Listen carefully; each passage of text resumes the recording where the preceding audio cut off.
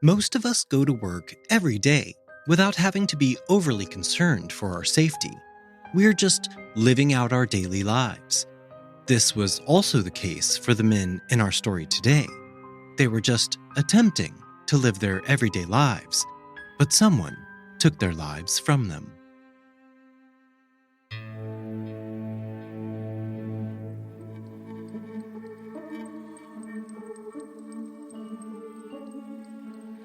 Welcome to The Secret Sits.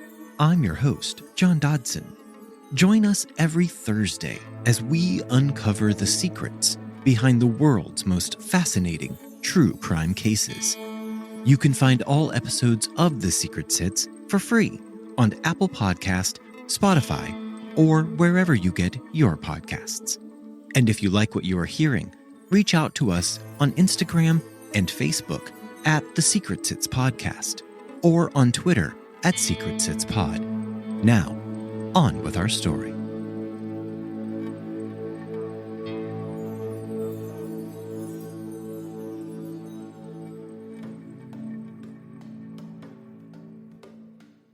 The location for our case today is a first for The Secret Sits, as we travel all the way to Sea Point in Cape Town, South Africa. Sea Point is one of Cape Town's most affluent and densely populated suburbs.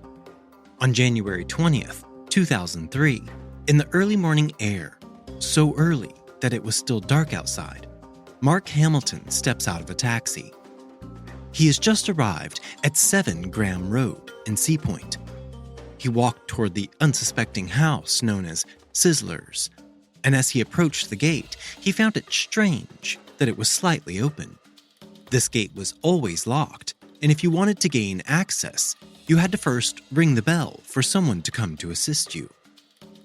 Although this looked like any other unassuming suburban house, Sizzlers was actually a gay massage parlor. Because of this, the owner was very concerned with safety. The house at number 7 Graham Road has a white wall and a picket fence. There are red hibiscus flowers along the walkway. As you come up the path to the front door, you will encounter a white security gate. Behind this gate is a massage parlor for men who like to sleep with other men. Sizzlers, many believe, was the oldest gay massage parlor in South Africa, opening its doors in 1997. Sizzlers was known for its regular clientele, which included married men, silver foxes, along with young men interested in their first homosexual experience. It's kind of like the Chicken Ranch from the Best Little Whorehouse in Texas. And the men who came to Sizzlers did everything for work, from playing professional rugby to regular businessmen to academics. It was also a frequent stop for tourists. A former Sizzlers masseur said in January of 2003 that clients paid a basic fee of $20, and that got them 1 hour. This hour included a full-body massage, including a happy ending. Anything other than that basic package had to be worked out between the client and the masseur. Extra treatments could include anything from oral sex to a full sexual encounter, all depending on what the masseurs were willing to do. The parlor had room for up to 10 masseurs to live in the house at a time. A manager also lived in the house full-time as well. Most of these men would sleep during the day and work from the early evening time until late into the morning. Most of these working men were young, anywhere from their late teens to their late 20s. Most were from the South African Platteland, which are the more rural areas located more inward from the coastline. Many of these men were not homosexual themselves, but the work provided an easy source of income. And all of these men used street names in place of their own true names for anonymity. Many sources have said that drugs were a necessary survival item for male sex workers. It allowed them to deal with the nature of their work. Marijuana, cocaine, crack, and ecstasy were reported to be the most popular drugs amongst sex workers in Sea Point. The Gay and Lesbian Alliance received a number of complaints about Sizzlers. Complaints stated that the male masseurs were treated like sex slaves and that they had no freedom. On November 21st, 2002, a letter was sent to the city council saying that Otgar was illegally operating a business on a property zoned for residential. The council sent Otgar a cease and desist for his business on December 15th of 2002.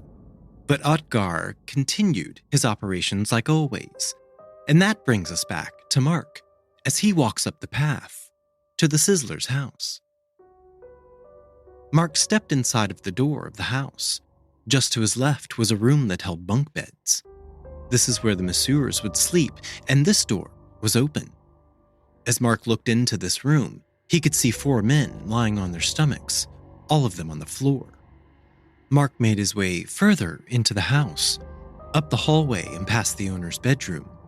He saw a knife laying out on a coffee table, and he reached down and picked it up. The next door he came to, also on his left, was one of the massage rooms. The owner referred to these rooms as studios. Here Mark saw a single man lying on the floor. His hands and ankles had been bound together. As Mark looked through the house, there was a large amount of blood covering everything. Mark had seen enough, and he began exiting the house. He placed the knife back onto the table as he went by, and after exiting the house, he ran to the Total gas station nearby and tried to get help. As Mark arrived at the gas station, a police vehicle pulled into the station at the same time. Mark ran to the officers and begged them to follow him to the house. The officers tried to calm Mark down, and they told him that they needed to deal with the situation here at the gas station, the reason they had been called here in the first place. And as officers were telling Mark this, he heard a man begin to scream, "I don't want to die." Mark looked around to find the person who was screaming, and he saw a man on his knees. As Mark stared at the man, he noticed something odd. The man had duct tape around his neck, something he had also just seen on the men at the House of Horrors he had just vacated. Mark told the officers that he knew where the man had come from and that there were a lot more bodies. The officers then agreed to go with Mark to the house. Police Sergeant Ismail Jacobs entered the house first. Mark told the officers that he had no wish to go back into the house. But much to his dismay, the police officers insisted that he follow them into the home. Mark tried not to look, but even looking up, he began to notice that even the ceiling was covered in blood. As they reached the sleeping quarters for the masseurs, all 4 bodies were still there. But now, something was different. Mark was sure that everyone he had seen the first time he had entered the house was dead. But now one of the men in the room was still alive. He was writhing on the floor, and Mark could hear some choking and gurgling sounds coming from the man. His throat had been cut, and he was struggling to breathe. He had also been gagged with a sock, which was still in his mouth. Mark told the officers, and they removed the gag from the man's mouth. His wrists and ankles had been tied with clothes washing line. The police also removed the restraints. As Mark was kneeling next to this man, struggling to breathe and stay alive, another noise broke through the room, and Mark's body became stiff, and a shiver ran down his spine. Was the killer still there, he thought? One of the officers walked over to the side of the room Mark was on and helped him lift one of the beds out of the way. Here, they did not find the killer, but another man beneath the bed, in the same state as the first man, and also choking on his own blood. Only after the paramedics arrived was Mark asked to leave the building. After this day, Mark would have difficulty sleeping for a very long time. Of all the inhabitants of this house, only 3 men were found still alive: Warren Visser, Marius Mayer, and Gregory Bergaus. All 3 of these men were rushed to the hospital, along with the men found at the nearby gas station. 6 deceased men were removed from the house and moved to the morgue. These men were Aubrey Otgar, Travis Reed, Sergio De Castro, Stephanus Foucher, Juan Mayer, and Timothy Boyd. Police went to work investigating this horrifying crime, and as they worked into the morning, their victim count grew to 7 when Warren Visser died at the hospital at 8 a.m. The number grew once again as victim number 8, Marius Mayer, passed away that afternoon at 2 p.m. Gregory Berghaus was still in critical condition, and Quentin Taylor was remaining stable. Cape Town, which is the mother city of South Africa, was shaken when the news of this story broke. LGBT rights groups reacted immediately. They felt that this massacre had been a hate crime against their community, against my community. 7 Point was known to have a criminal element and some dangerous underground characters. This incident triggered calls for a cleanup of the seedy element from the town. The investigation was difficult. For one, police were having a hard time even identifying the victims. The job they had been performing was considered sex work, and many, if not all, sex workers in this area only worked under aliases. There was also no clear indication of a motive for the attack, but there were many theories. Because this massacre happened in a gay massage parlor, many residents felt it was obviously a homophobic murderer. Others believed that it was more of a drug connection. This is disputed by many because the owner of the parlor, Aubrey Otgar, was strongly against the use of, or even the presence of, drugs on his property. Although this is the claim, many former Sizzlers masseurs and clients have admitted that they used drugs inside of the parlor before. One masseur said that many of the young male clients would smoke marijuana to help calm themselves down. Aubrey Otgar had kicked a masseur out of his parlor not long before the murders because he caught them with drugs. After he kicked this man out, 2 Nigerians visited the massage parlor looking for this particular man. They claimed that he owed them money, but Otgar ran the 2 men off and told them not to come back. A third theory, which also involved the drug angle, was that the murders happened due to non-compliance with a protection racket. The owner of an escort service said in the Cape Argus on January 21, 2003, that she would not be surprised if the protection bosses, the Nigerians, and the Moroccans were involved. Protection fees could go up to $4,000 per month.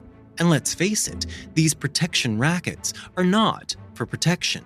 It's just a payment, so you're not the one robbed or mistreated. The simplest theory, though, was plain old simple robbery. The safes had all been opened and emptied during the massacre. The men had been gruesomely murdered in a way that made the police believe that either there was heavy gang involvement or there was a deeper psychological undercurrent to these killings. The investigation team located several witnesses, and eventually they were able to form a more complete picture of what had happened. A getaway vehicle had been identified. It was an older model white BMW. One witness could place one of the victims arguing with 2 people inside of this car just prior to the massacre. It is believed that the argument was about drug money. Through witness accounts, police came up with 4 suspects. First, a man with reddish hair and a goatee, and 2 tattoos, a coiling cobra on his left arm, and the words "fast guns" on his right wrist. Second, a slender man who sniffed frequently. Third, a tall, well-built man whose head was shaven cleanly. And lastly, another well-built man, which is a pretty broad pool of people. The man with the tattoo Fast Guns was significant to police because the Fast Guns is the name of a gang which operates out of Johannesburg, the largest city in South Africa. But Johannesburg is located on the other end of the country from Cape Town. This was a long way from the Fast Guns turf. But let's talk for just a moment about some South African gang politics. One of the dominant gangs of the Cape Flats, this is the windy, sandy, level stretch of earth to the west of Cape Town, is the Americans. Yes, everyone, this is the name of a gang in South Africa, the Americans. And the Americans have connections with the fast guns. These two gangs have even carried out hits for each other in the past, just to screw with the police and make their crimes more difficult to solve. According to experts on the subject, this is the primary duty for the fast guns. They act as killers for hire. The commander of the Johannesburg Crime Intelligence Unit, Superintendent Joe Namdo, stated in an article in the January 21st, 2003 edition of the Cape Times that the fast guns was created from 7 existing gangs more than 15 years previously. In particular, they are involved in drugs, vehicle theft and hijacking, and murder. The leaders are aged 30 and above, while the gang members are teens and even younger. Because of the involvement of the fast guns, many believed that someone, possibly the Captonian gang, hired the fast guns to conduct the massacre at Sizzlers as some kind of payback or to send a message. But this was all just speculation, and a former member of the fast guns rejected this idea, simply based on the skin color of the suspects in this case. According to this man, the suspects were all white, and that made him doubt that they had any connection to the fast guns, an exclusively black gang who did not even like whites, according to this former member. While the investigation continued, an LGBT organization by the name The Triangle Project made counseling services available to people who had been impacted by this tragedy. There were also calls to legalize sex work from residents like Cheryl Ozinski, who runs tourism in Cape Town, and Althea McQueen, who works as a coordinator for SWEAT, the Sex Workers Education and Advocacy Task Force. Althea stated the problem quite succinctly in a January 20th, 2003 article in The Independent Online. The present law that criminalizes sex work forces the sex industry to operate underground with no protection or regulation. This situation opens up the industry to criminal activity, and sex workers are particularly vulnerable to criminal-related activities and violence. Police could not find any evidence that Aubrey Otgar, the owner of Sizzlers, nor any of the masseurs involved in the attack were possible targets of gang hits. But people had been looking for 2 former Sizzlers masseurs just days before the massacre, and these men were reported to have been driving an older model BMW. One of these 2 men was the masseur Atgar had ejected from his parlor for using drugs. These 2 men went by their street names, Stephen and Morwan.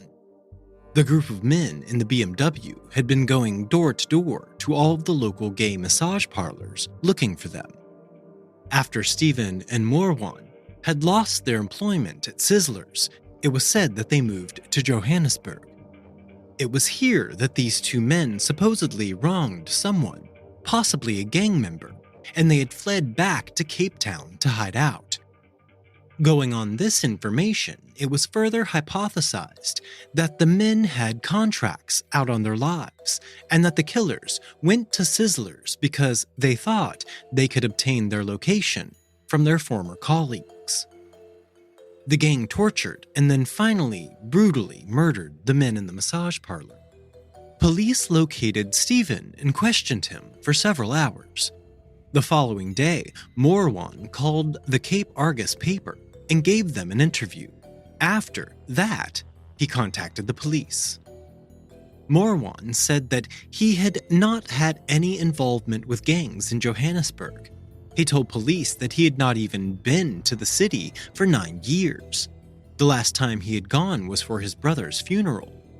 He admitted that he was the only male sex worker in Cape Town with his name, so there must have been some kind of misunderstanding. Police used superglue to pull prints from some duct tape found at the crime scene. As the case was investigated, police officers guarded the outside of the home. Beside where they stood guard, a growing memorial of flowers and messages scrawled onto cards sprung up along the fence. "You will always be in our hearts, and we will never forget you," one read. "Love you always, Mom and Dad," read another. On January 22nd, Gregory Berghouse's condition at the hospital was deteriorating fast. He was placed onto life support, but the doctors were not optimistic. 3 days later, Gregory passed away from his injuries. Dean had been working at Sizzlers for 2 weeks. He was just 20 years old, and Dean was supposed to have been at that house on Sunday night, but he was feeling under the weather, so he spent his night at home instead. The next morning, while he was lying in his bed listening to the radio, he heard a report about the attack. He began to shake uncontrollably. The 56-year-old owner of Sizzlers, Aubrey Otgar, whom everyone called Eric, was the first victim of the massacre to be laid to rest. His service was on January 23, 2003. The priest at his memorial said, "People should be judged not by what they do, but who they are." Aubrey's brothers said that their family was close, and although they did not approve of their brother's choice of business, they did not hold it against him. One of Aubrey's ex-boyfriends described him as an amazing person who was funny and a prankster. Travis Reed had just turned 20 on New Year's Day. He always loved having the newest clothes and tech gadgets. He was a kind person who loved what he was doing for a living at Sizzlers. Travis's family did not love what he had chosen to do with his life, and they attempted to get him to leave his job, but Travis simply did not want to leave. Sergio De Castro was just 22 years old.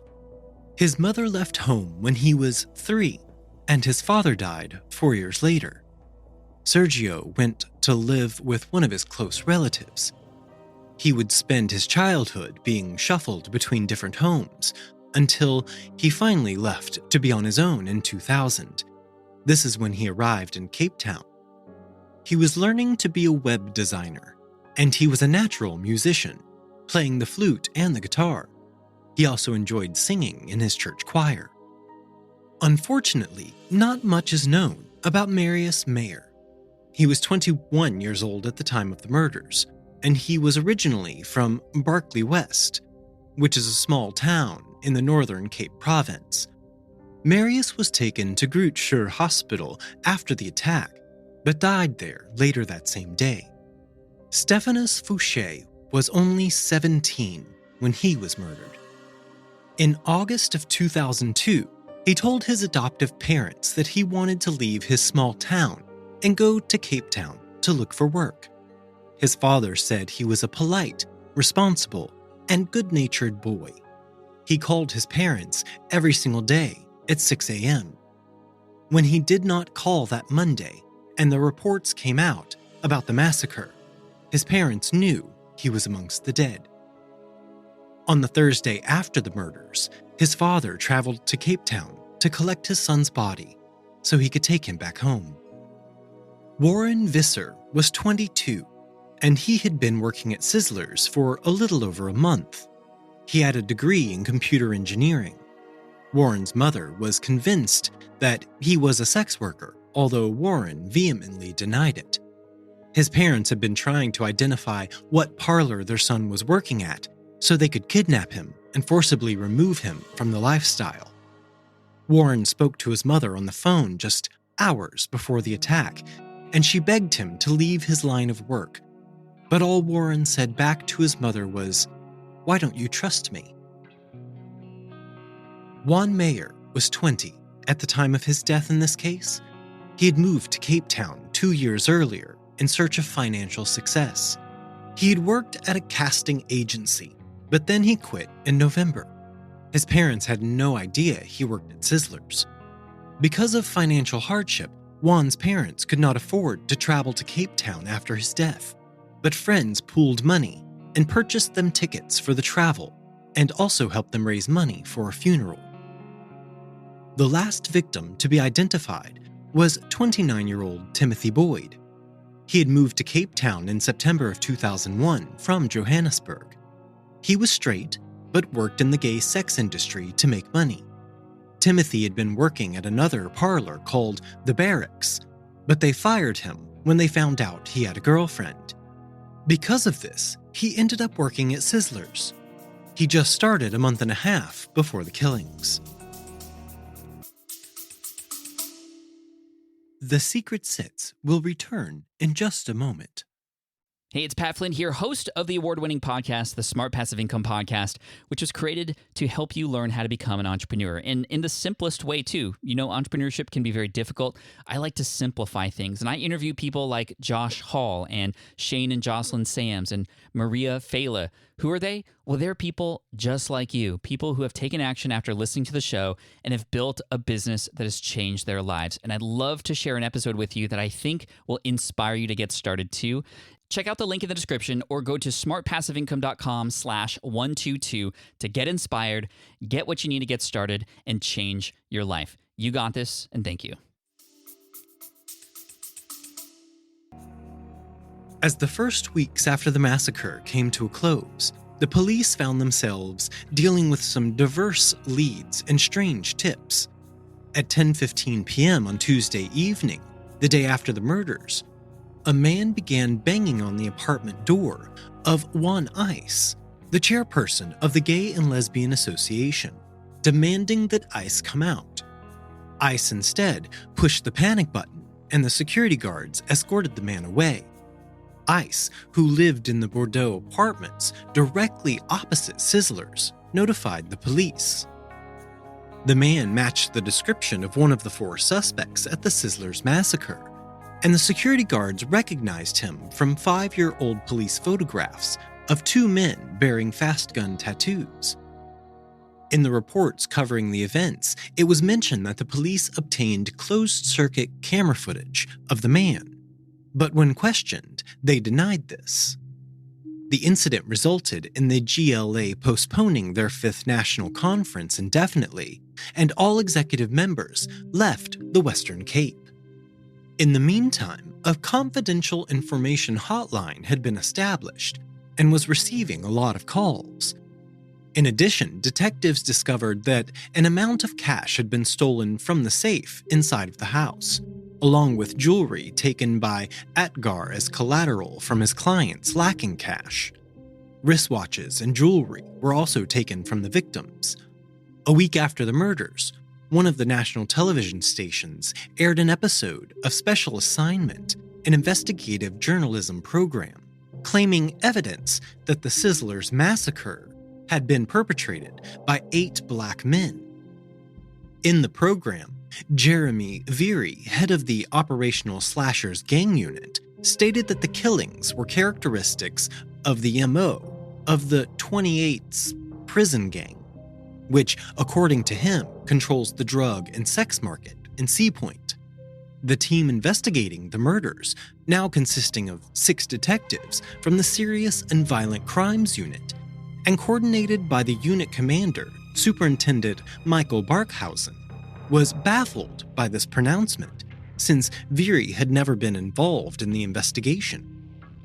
Nevertheless, on January 29th, sketches were completed for 2 suspects, based on information from several witnesses, including the sole survivor, Quentin Taylor, still in the hospital under heavy police protection. The sketches, one of a white male and the other of a black male, were first circulated amongst police stations and released to the media the following day. Again, the public responded with fervor, and the detectives were inundated with possible leads. While this was taking place, Aubrey Atgar's family hired a former detective who now worked as a private investigator to look into the case. This PI, Hank Jones, said that there was a pink dog bowl on a table in the men's bedroom, which was filled with blood. There was also an unused paintbrush in the room, leading to speculation that the killers intended to write a message in blood on the walls, but this had not been followed through with. Quentin Taylor was discharged from the hospital on Monday, February 3rd, with 2 bullets still lodged in his body. He was moved to a police safe house and was soon placed into witness protection. Quentin was taken back to Sizzlers the following day to help them reconstruct the events of January 20th. Quentin told police that robbery was the motive behind the attack. A week later, Quentin would undergo surgery to remove the 2 bullets from his body. The lead investigating officer on this case was Jonathan Morris. Inspector Morris sat with Quentin and he performed a photo lineup. One of these photos immediately stood out to Quentin. He sat there staring at a photo of a man who had slit his throat and shot him in the head. The man identified was Trevor Basil Thays. This man had a gun registered to him, which fit many of the bullets recovered at this crime scene. Police did not have a current address for this man, so they first went to Thays' sister-in-law's house, and then to his ex-wife's home, where they obtained his current address. He lived approximately 14 miles from Cape Town. On February 13th, at 5 a.m., police arrested the 42-year-old man. After about an hour of interrogation, Thays made a full confession. He then had to make his confessions again in front of court magistrate. In South Africa, this makes the confession carry more weight in court. Thays also gave up his accomplice to this crime, 26-year-old Adam Roy Wost. Wost was working as a waiter at a popular local restaurant on the V&A waterfront. This is where he was taken into custody. This man also gave a full confession before the magistrate. Both of these men claimed that robbery had been the sole motive behind the attack. It turns out Wost lived in an apartment complex directly across the street from Sizzlers, and his apartment had a clear view of the house. Wost's live-in fiancée, who also worked at the same restaurant as Wost, said that messieurs from Sizzlers quite often ate at their restaurant, and Wost had overheard them talking about the substantial amounts of cash kept on hand at Sizzlers. The next day, on February 17th, the 2 men were brought to the Cape Town Magistrates' Court in handcuffs, their faces hidden beneath balaclavas.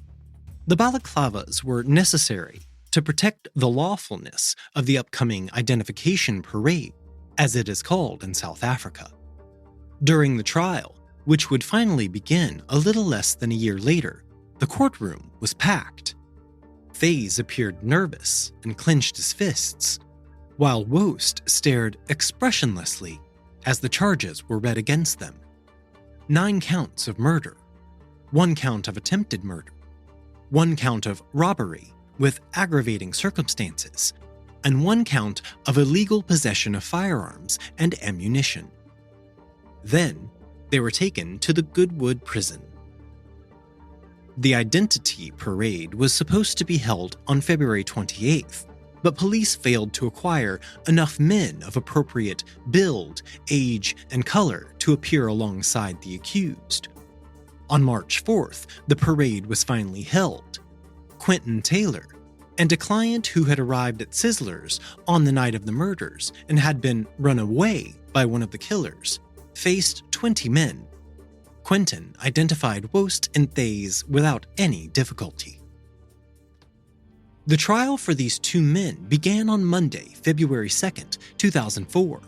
State Advocate Anthony Stevens rose in the Cape High Court and put forth the state's case against the 2 accused.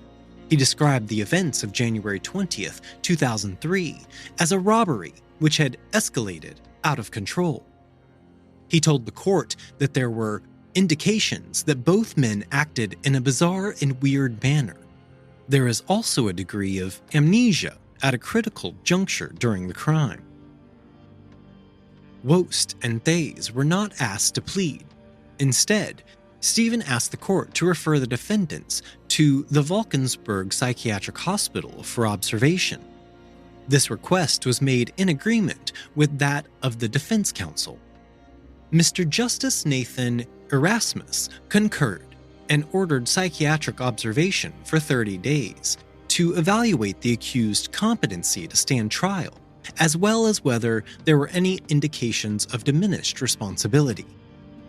Wost and Thays listened with fallen shoulders and blank faces. Their frames had diminished noticeably. Yet a Sea Point resident commented in the Cape Times on February 3, 2004, that apart from the weight loss, the defendants looked very relaxed. They don't even look remorseful. On March 3, 2004, the trial began. The accused were asked to plead, which they did, very softly. Trevor Thays pleaded guilty to 9 charges of murder, 1 of attempted murder, 1 of robbery with aggravating circumstances, 1 of theft, and 1 each of the illegal possession of firearms and ammunition.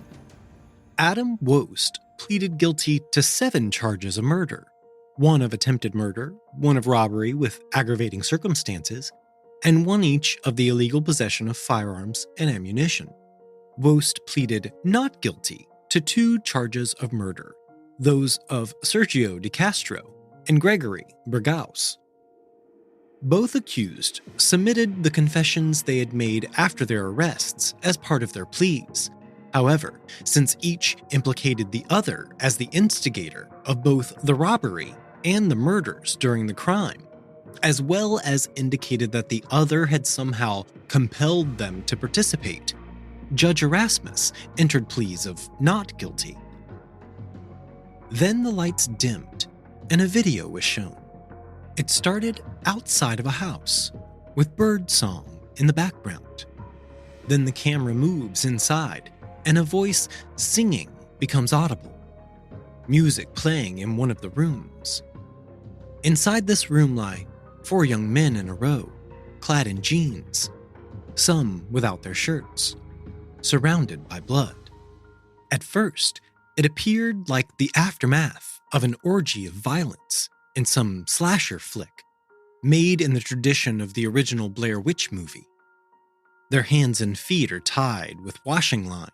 Their throats are slit. Bullet wounds can be seen in their heads.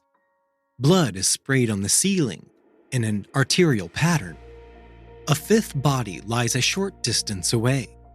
In the next room, there is yet another body, bound and shot in the head. In the passage, the camera stops at a bloody knife lying on a coffee table. The kitchen tells in all red streaks and drips of a struggle which could have only ended badly. In the bathroom, the overzealous FX guy had apparently deposited everything left in his blood kit. The sobs of the relatives and the trembling shoulders, however, shattered the illusion. This was not fake blood. This was a person's life, coagulating on the bathroom tiles. The young men lying in pools of scarlet did not get up on their own after the footage was shot. They had left in body bags. Wost and Thays watched the police video with interest, but it did not appear to move the men in any sort of way. However, at the end of the day, Thays requested to be moved to another prison since he feared some of the repercussions from Wost. During the following days, the state called a number of witnesses to testify. A forensic pathologist, Dr. Dennis Lawrence, testified that only Aubrey Otgar's cut was potentially fatal, as his carotid artery had been injured. Mark Hamilton described his discovery of the bodies, sometimes struggling with his emotions. Sergeant Ismail Jacobs testified as the first officer on scene. A man who lived in the same building as Wost and had often shared the elevator with him stated that he and his friends had been awoken by gunshots during the night of January 20th, 2003, and had seen 2 men with yellow balaclavas over their heads and pistols in their hands running down the road. This was confirmed by a second man who had been sitting in a car with his fiancée on Maris Road which forms a T-junction with Graham Road on the night of the massacre. They had also heard gunshots and had seen two men with yellow balaclavas and dark clothing running in a calculated, meticulous manner toward a BMW in which they had driven away without switching on the headlights. On Monday, 26-year-old Quentin Taylor, at the time still in the witness protection program and identified only as Witness 74, took the stand. Behind him, a police officer armed with an automatic assault rifle stood guard, and more plainclothes detectives were interspersed amongst the attendees. Quentin spoke calmly and frequently looked at the two defendants. Thays did not look at his would-be victim, but Wost stared back at times. Quentin said that it had appeared as if Wost knew the owner of Sizzlers, since he had used Otgar's first name and they had spoken as friends. Once the true nature of their visit had become known, Quentin described Wost as the one in charge, while Thays had been in the room with the masseurs most of the time. Before the violence started, Wost made a phone call about some kind of lift, something Wost's attorney later said his client would deny. When it became clear that this ride was not going to materialize, Wost became increasingly aggravated, opening his shirt and perspiring profusely. Quentin's belief was that Wost was angry because they failed to find whatever they had been looking for.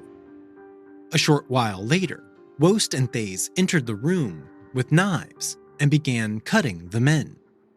According to the Cape Argus on March 9, 2004, Quentin said that Thays had cut with hesitancy and had appeared more compassionate. Wost was described as the voice who gave the orders. Thays apparently told Wost to relax and calm down. Quentin is now deaf in his left ear as a result of the gunshots to his head. At the time of the trial, he still suffered from insomnia and post-traumatic stress disorder. He told the court, "I don't understand why people do what they do." He believes that he survived because he refused to be bound on his stomach, wanting to look his murderers directly in their eyes. As a result, he believes Thays did not make as deep of an incision. And with this, the state closed its case, having called only a handful of its available 89 witnesses. State Advocate Anthony Stephen submitted the psychiatric reports, declaring that the defendants were capable of comprehending the wrongfulness of their actions. Judge Erasmus was not in a particularly sympathetic mood, and he told the defendants, "Once you have made your bed, you must sleep in it, nightmares and all." The judge asked the attorney whether homophobia could have been involved, since Thays stated in his confession that he had a girlfriend who is 20 years old, but she broke my heart with another woman. He had said this right before he described his decision to steal his brother's gun for the robbery.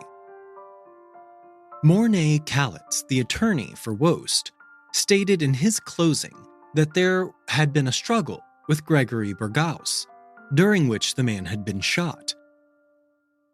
This had been the point when robbery escalated into murder, and finally, a massacre. Judge Erasmus pointed out that there was no physical evidence supporting such a contention, that forensic evidence indicated that Berghaus had not been shot at close range. He asked Callitz why Berghaus's throat had been cut if his death had been accidental, to which the attorney had no reply. Thursday, March 11, 2004, Justice Nathan Erasmus found Adam Wost and Trevor Thays guilty on all charges. He quoted from the song playing in the background of the police video, pointing to the irony of the lyrics. "Tell it like it is. Don't be ashamed. Let your conscience be your guide. Life is too short to have sorrow. You may be here today and gone tomorrow." The judge noted that the defendants had taken firearms, a knife, washing line, duct tape, petrol, balaclavas, and surgical gloves with them to the scene.